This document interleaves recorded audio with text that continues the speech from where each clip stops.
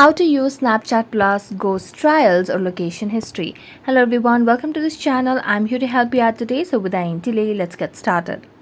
So first of all, launch the Snapchat application on your device and make sure that you're logged into your account. And as you're logged into your account, tap on the location or the map icon at the bottom left corner of the screen.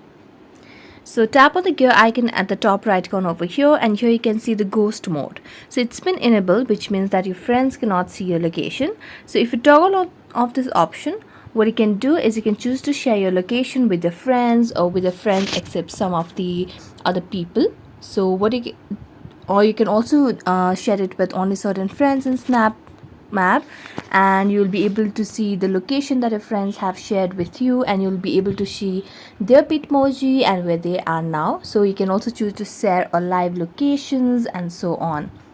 You can also have updates in real time even if you don't open up Snapchat, and once enabled you can stop sharing it anytime by pressing stop next to your friend's name. So this is how you can use Snapchat Plus Ghost Trials or Location History.